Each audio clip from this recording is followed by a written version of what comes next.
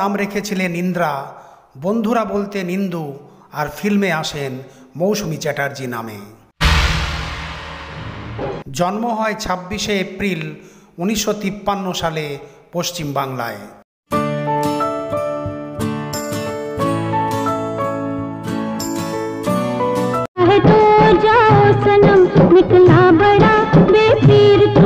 মৌসুমী চ্যাটার্জির বাবা প্রাণতোষ চট্টোপাধ্যায় একজন সেনাবাহিনীর কর্মকর্তা ছিলেন।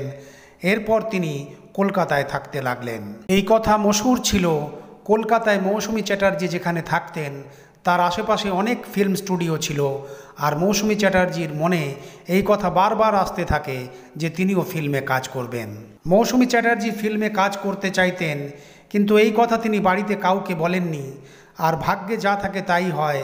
ফিল্ম ডাইরেক্টর তরুণ মজুমদার মৌসুমী চ্যাটার্জিকে স্পট করেন আর মন বানিয়ে নেন যে তার ছবিতে মৌসুমী চ্যাটার্জি কাজ করুক।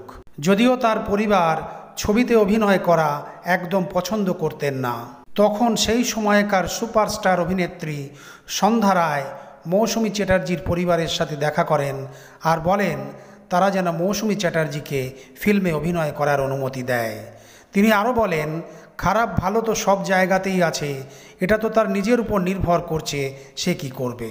আর এইভাবেই মৌসুমী চ্যাটার্জি ফিল্মে পা রাখেন। তার ছবির নাম ছিল বালিকা বধূ।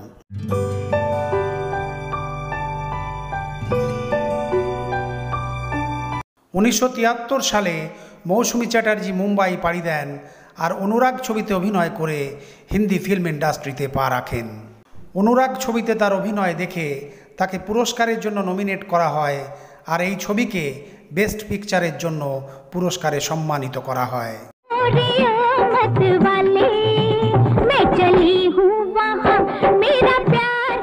1974 সালে মনোজ কুমারের রোটি কাপড়া और মাকান ফিল্মে মৌসুমী চ্যাটার্জির অভিনয় তাকে খ্যাতির শীর্ষে নিয়ে যায়।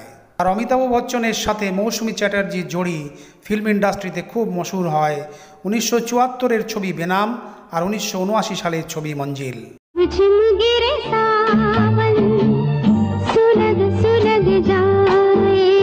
লেজেন্ডারি গায়ক ও সুরকার হেমন্ত মুখোপাধ্যায় নিজের ছেলে জয়ন্ত মুখার্জির জন্য মৌসুমী চ্যাটার্জির হাত তার মা বাবার কাছে চেয়েছিলেন। মৌসুমী চ্যাটার্জি সেই সব হিরোইনদের মধ্যে একজন ছিলেন যিনি বিবাহের পরেও অভিনয় ছেড়ে দেননি, তিনি ছবিতে কাজ করতে থাকেন। मेरी शादी हो गई, बॉम्बे आ गई और फिर बॉम्बे आने के बाद इन लोग बोले कि आपका टैलेंट है और आप काम करो। মৌসুমী চ্যাটার্জি শুধু ইমোশনাল রোলই করেননি, গুলজার সাহেবের আঙ্গুর ছবিতে অভিনয় করে তিনি প্রমাণ করে দিয়েছিলেন যে তিনি একজন সম্পূর্ণ অভিনেত্রী।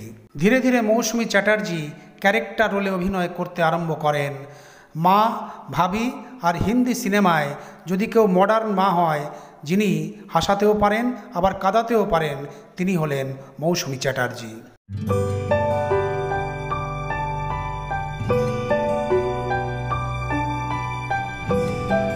এই সব কিছু তিনি তার ছবিতে অভিনয় করে প্রমাণ করে দিয়েছিলেন।